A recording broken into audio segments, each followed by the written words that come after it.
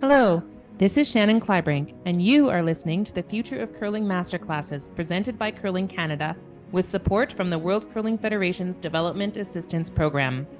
In this episode, we explore Curling Canada's long-term curler development model, a customer journey into recreational curling, and strategies that progressively build confidence in new participants as they discover, try, learn, and play the sport of curling. This masterclass is presented by Dustin Mikush. Dustin is a curler, coach, and educator who is passionate about creating impactful change in the curling community. Since stepping on the ice at age 7, Dustin has competed at the U18 and U21 Canadians and coached at U18 Nationals. As an association administrator, Dustin championed new youth initiatives like the U12, U15 Triples Cups and now leads youth development at Curling Canada. Hello, my name is Dustin Mikush, and I'm the Community Development Manager with Curl Sask, and thank you for joining us for this masterclass on a customer's journey in the sport of curling. You would never ask someone to marry you on a first date, nor should we expect people to seek a relationship with curling that does not offer a pathway of progressive actions. Today, we will learn more about a customer's journey through curling's pathway and a strategy to achieve a fun, fulfilling, and enjoyable experience. As we move through this masterclass, I'd like you to think about a few questions. How are you planning to deliver curling in the future? Does your curling center or program have a clear pathway to allow curlers to easily access the next level in their curling journey? And what strategy does your curling center or program use to foster a fun, enjoyable experience? Today, we're going to be talking more about the LTCD pathway. Curling Canada's mission is to inspire and lead all Canadians from playground to podium to make curling a part of their lives in the way they enjoy it most by fostering an environment and system that allows them to achieve their personal goals. To support this mission, an intentional, recreational, and competitive pathway is required. In 2023, Curling Canada launched the updated pathway, the long-term curler development known as the LTCD. Curling Canada's LTCD model is a multi-stage framework that includes appropriate pathways for curlers of every age and ability. The LTCD was built on Canada's long-term athlete development model that promotes lifelong engagement in sport and physical activity for all Canadians. To begin, I'd like to acknowledge this guide has been produced by the Curling Canada team of athletes, coaches, and developers who are dedicated to the ongoing refinement of the LTCD model. The primary goal of the LTCD is to support curlers who are at various ages and stages so that they can continue to grow, develop, and have fun in their curling journey. Through the long-term curler development guide, Curling Canada strives to give the tools and skills to athletes, parents, coaches, instructors, and administrators to provide opportunities and improve all curlers' skills. The LTCD is built through the foundation stages and 3 pathways, the recreation, competitive, and podium pathways.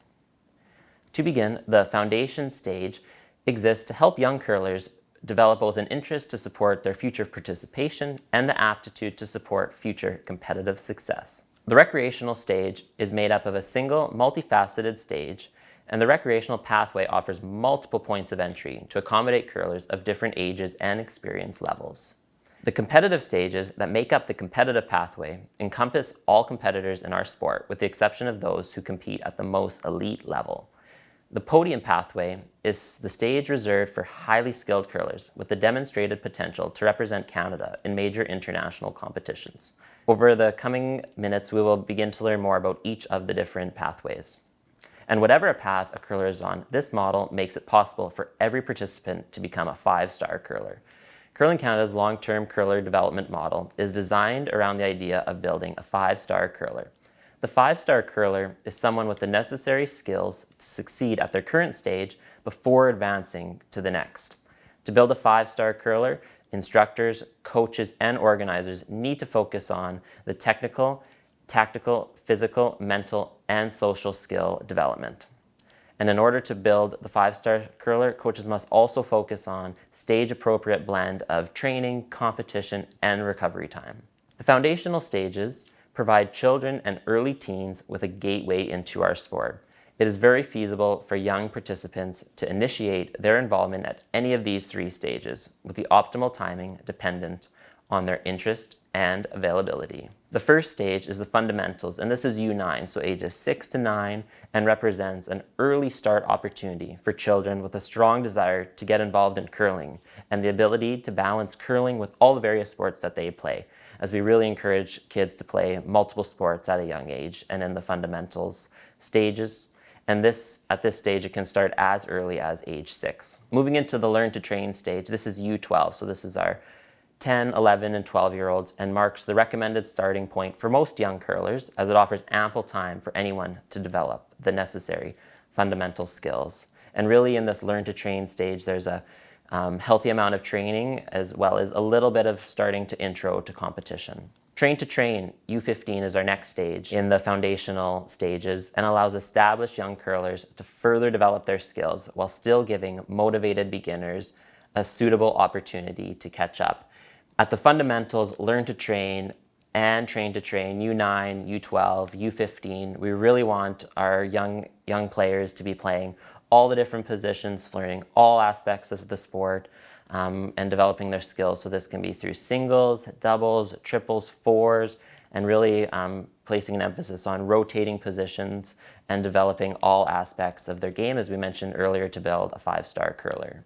So really focusing lots on technical, tactical, social, mental at this age and stage. At all ages and stages in the LTCD, there's a percentage of training and competition, as we mentioned earlier, and equally important to have the right proportions of training and competition. It is important to provide young curlers with adequate recovery time, especially at a young age, and especially as they play lots of different sports.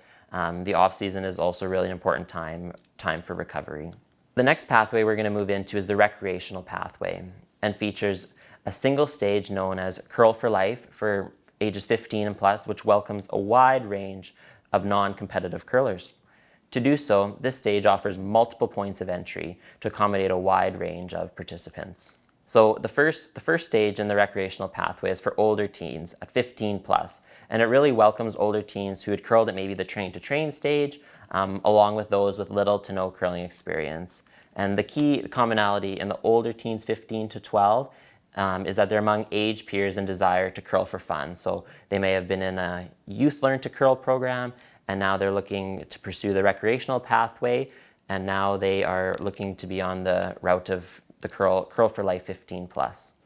And next, moving into beginning adults, this is 21 plus. This welcomes adults with little to no curling experience. And then these newcomers are typically attracted to our sport as a means of staying active and or socializing with like-minded peers. The final stage is the experienced adults moving over from the competitive pathway. That is, participants who have chosen to end or postpone their competitive involvement, but they also wish to stay involved in our sport recreationally. The recreational pathway, or Curl for Life 15 plus stage, includes benchmarks designed to build a 5-star curler. In this case, this means a curler with the necessary skills to enjoy curling on an ongoing basis. So very similar to the foundational stages that we chatted about earlier. The next pathway is the competitive pathway. And this encompasses the full range of competitors in our sport, with the exception of those on the podium pathway. And it's made up of 3 distinct stages to accommodate competitors of different ages. The first is the Learn to Compete U18, and marks the first step on the competitive pathway. And it's a necessary prerequisite to the next stage, Train to Compete. And this is where our athletes are really starting to focus, and they've chosen curling as their sport, and they really want to invest in their development, and they're spending ample amount of time on their training as well as some competition.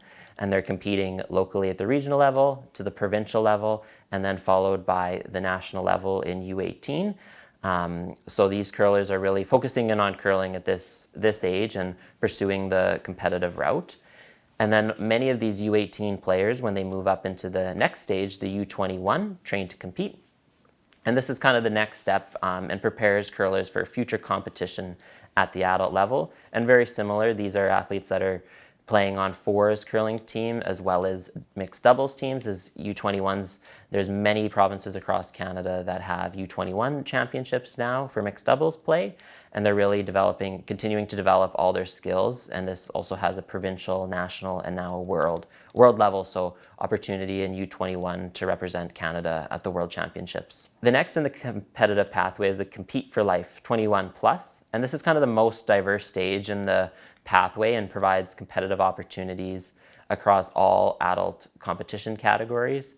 And this is many teams are playing at the regional and provincial territorial level, and they are starting to compete to get to the Brier and the Scotties as well as mixed doubles nationals. Each stage on the competitive pathway includes specific skill progressions in the LTCD to help build the 5-star curler.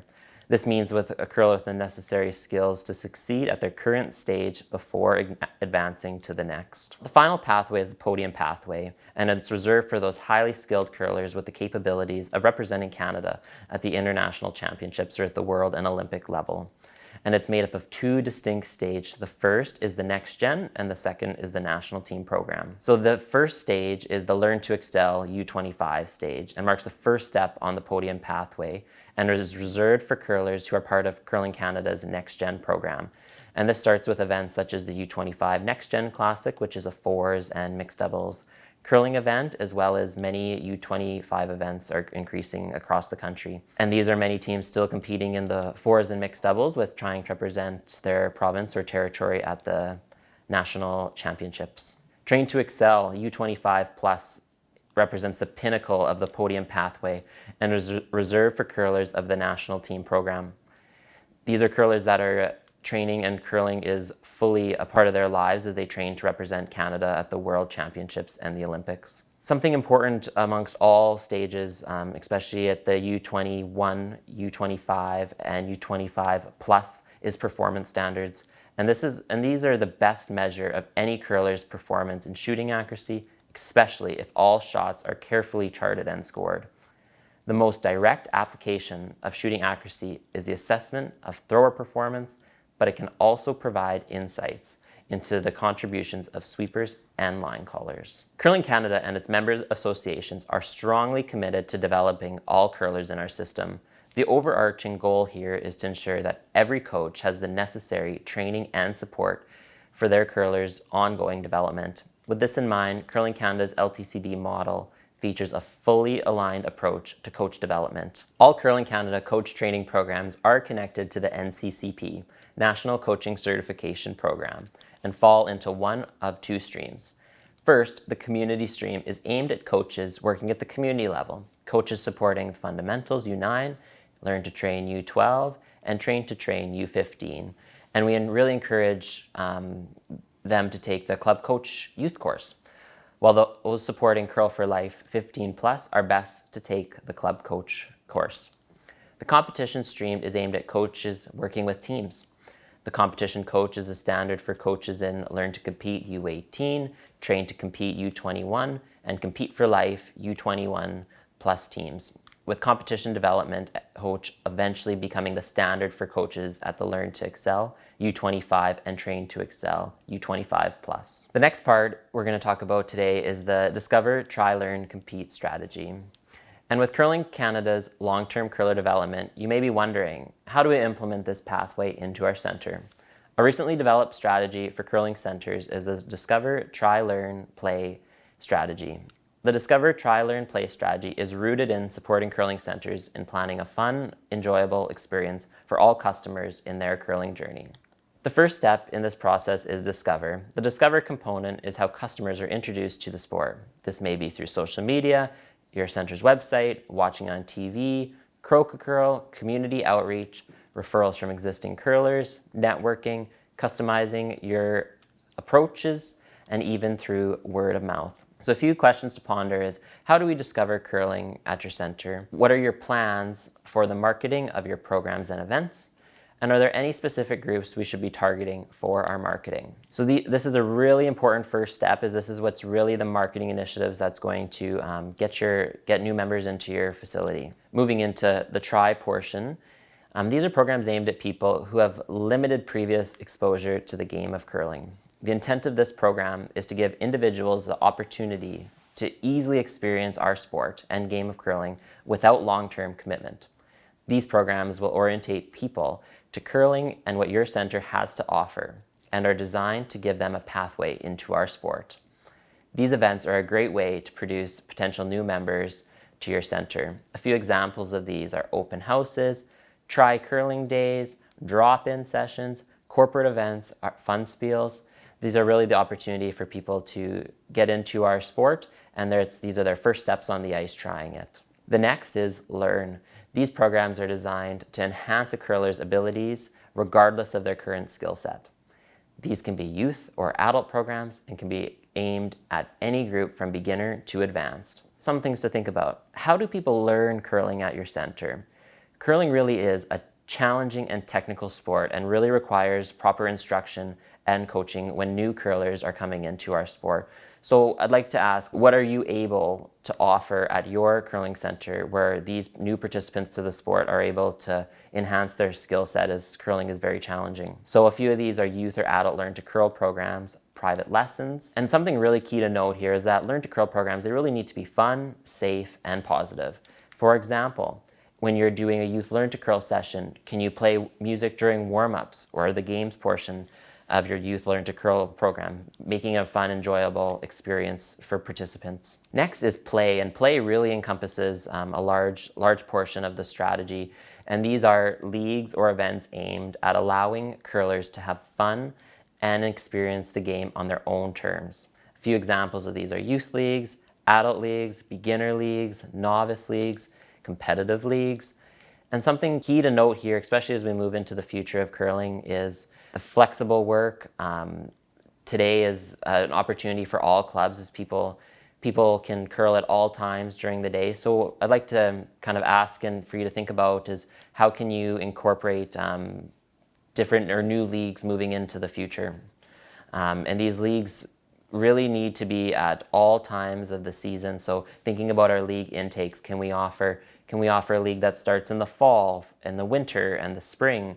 And having different league intakes, as people really are looking today for less commitment but still being able to participate. And it's really a challenge if our leagues are full season in length. So we really want to be looking at providing a really inclusive league intake schedule for our participants in league and club members. A couple categories that are a part of play are compete and go. So compete are really events allowing players and teams to compete with others at similar skill levels and demographics to themselves. This can be for any age group. So one example of compete in curling is the club championships. And this is where curlers play in their weekly leagues, and they get to take their next steps from league play in their curling centers and compete for the chance to represent their province or territory. So this is a really opportunity for all Canadians in provinces and territories across the country to be able to compete at the club level and be also able to have the chance to play in a provincial champion or territorial championship and represent their province or territory at nationals.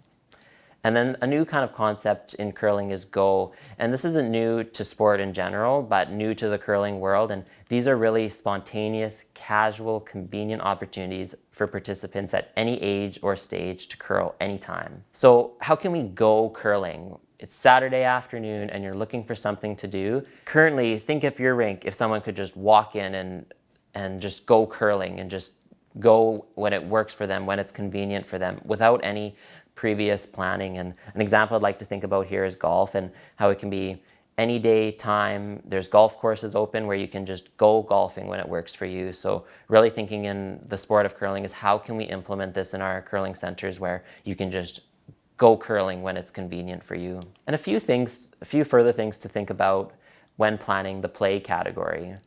Are you implementing new league formats? We talked earlier a little bit about singles, doubles, triples.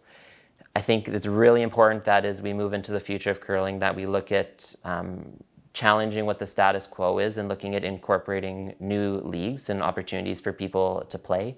And this really comes down to formats. And no, at the end of the day, no new curler coming into our sport knows what the format is. So can we be more accommodating by offering different formats, such as those singles, doubles, and triple opportunities, as well as offering a chance for these new players to get to learn all aspects of the sport and rotating positions. That's something that I think is very important at the youth level, to develop their skills and abilities by rotating positions, but I think it can also be incorporated at the adult level, where you're being able to switch positions and you're able to learn all aspects of the game. Another thing to think about, are you experimenting with the length of the game? So number of ends. People are looking for shorter time commitments, or are you experiencing with 4-end games, 6-end games, and really an opportunity here to have people come join our sport, and it only takes them about 90 or 60 minutes to complete a curling game, and they can go back to living their busy lives as everybody's living busy lives here and moving into the future. Something to also think about when planning the play category is the league level. So you have participants in your league. Some maybe have curled for a couple years, some have curled for 10, 15, 20 plus years. So really looking at experimenting with the league level. So ladder system, skill divisions, challenge rounds. How can you foster a league environment where people are playing their similar skills and abilities on the other team? Another one is frequency of games. Can we be offering weekly, or maybe is it bi-weekly, once monthly opportunity to come play our sport? So really thinking when we're in the play category, thinking about the length of game, league level, lengths of the league draws, and the frequency of games. So when planning Discover, Try, Learn, Play, the key to the strategy for all curling centers is that you should have a focus on balancing all 4 areas. I think that's something that the strategy really promotes, is having a balance in all 4, and it really creates a healthy system for participants in the curling center to be able to have an enjoyable experience. So really, as a curling center, thinking, how can we have a balance? And I'd like to ask, do you have any initiatives, programs, and events planned at your center in all 4 key areas: Discover, Try, Learn, Play? And are you hitting a wide enough demographics, ages, genders, races? So taking what we just learned here, I would like to go through an example if I was planning for the upcoming season in my curling center. And what I would really start to focus on in the Discover, the first step is targeted Facebook marketing and advertising. And I think this is a tremendous way to reach a new market and audience, to get new participants into the sport. And it's fantastic to be able to share on your own personal Facebook pages, but really exploring how you can take maybe a few marketing dollars to be able to invest that into promoting ads in your area. I'd also look at having a potential new website, working with local schools to promote the Rocks and Rings programs and get those new youth curlers introduced to the sport. Try. Let's plan some different intakes this upcoming curling season and have some try curling days and sessions throughout the whole season. And I think this is super important in the sense of curling, when we see on TV our most popular events, the Brier and the Scotties. These 2 events is a tremendous opportunity, maybe when people are viewing curling for the first time, and a chance for them to join your sport. So maybe look at offering in the March, February timeframe some new try curling events. I'd also look at drop-in sessions, as well as maybe a few bring a friend nights throughout the season. Learn. Planning both youth and adult learn to curl programs, as well as availability for private instruction. And really in these youth programs, having a healthy balance of having fun, learning, and instruction, but also game opportunities, as well as adult learn to curl sessions. And I think in both youth and adult learn to curl, it's super important that we are planning well-planned, instructed sessions. As we want people and participants and young and adult curlers alike wanting to come back to our sport after having an enjoyable experience and wanting to have more, versus leaving and feeling sore and tired and maybe frustrated. So let's have well-planned youth learn to curl and adult learn to curl programs. Play. I'd really look at this coming season having the availability of go sessions, times where people are able to just go curling, or maybe experimenting with a go curling sheet, where maybe that's a sheet potentially dedicated at your curling center that's able to just have go curling, where you can go curling when it's convenient, where it's very casual, no commitment. Another thing I'd look at starting is a triples league, and maybe even tailoring it to a family triples league. I think this is a tremendous opportunity where you can have adults and youth curlers playing together, and it's open gender. You're able to rotate all the positions. I think this is something that's would be very beneficial for any curling center across the country to implement, as well as maybe looking at having a noon doubles league. I think now with flexible work from home, you're able to potentially reach a new market with the new work environment in 2023 and beyond, and looking at different ways of how can someone maybe spend 60, 90 minutes when maybe their kids are in school or on their lunch break, and that they have a little bit flexibility on their work schedule. So maybe looking at incorporating a midday doubles league. A few stats to think about when planning your programs, initiatives, and events is the first one I'd like to mention is just that 52% of people participate in the sport because it's both active and social. So the question that I would pose to you today is, how are you providing a social experience in addition to curling? Another one, 89% of people have watched curling. This is a tremendously high number. So how do we integrate new curlers around the time when curling is popular on TV, as we mentioned earlier? This is typically mid-season after most centers have typically set their league times and schedules for the season. 77% of people perceive finding a team as a barrier to participation. So I'd like to ask, how is your center encouraging and accommodating individual registrations or pairs into our sport? And maybe the best way to look at this is by having singles and doubles and triples league, where it only takes a couple people to form a team, and you can grab your friend and come out and enjoy our sport. 46% of people believe that they are not skilled enough to join a curling center. So how are you making beginners feel more comfortable? And I think this really comes down to the discover, try, learn, play strategy. They discovered it, they tried it, but then before they start playing our sport and playing in leagues, they have a Learn to Curl program that they've been a part of, and they've been able to learn our sport. So really being able to develop those skills as we really making more shots is going to be much more enjoyable. So we really want to focus on having learn to curl programs where they do feel skilled enough to join leagues. And then an important component of all of this is advocacy.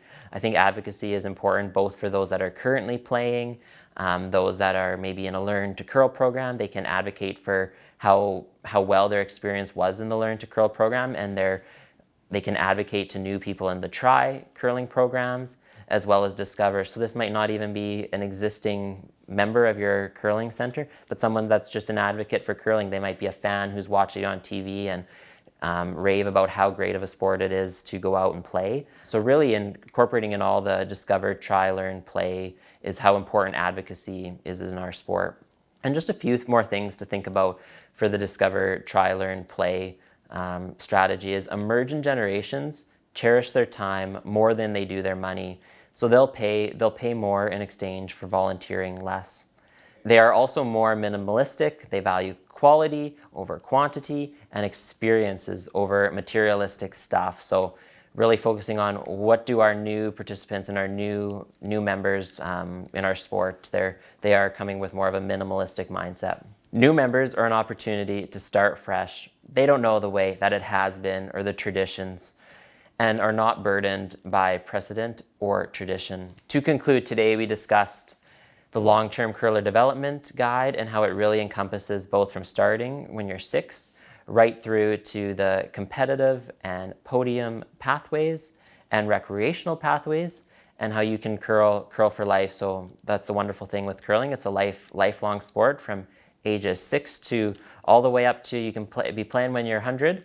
So it's a great guide that's able to support curlers, but also parents, coaches, instructors, curling centers, and in creating a complete pathway for our participants. No matter your age and stage, there's a path for everyone in our sport when superior experiences, programming, leagues, and events are offered and built by best practices and sound strategy. Curling is a sport that can be practiced for a lifetime, regardless of your age, gender, or level of ability. Wherever a customer is in their journey, a sound pathway and strategy is pivotal to one's success and enjoyment.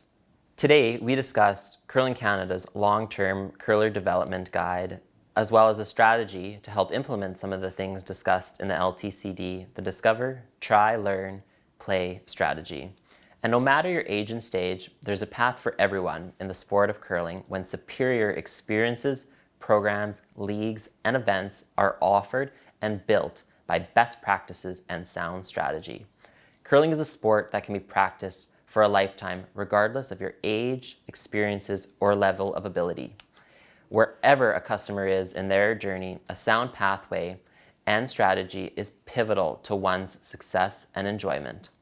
Thank you for joining this session on a customer's journey in the sport of curling. And for any questions, please contact any of the Curling Canada provincial and territorial member associations. And I'm wishing you all the success in your curling centers and participants' journey. Thank you.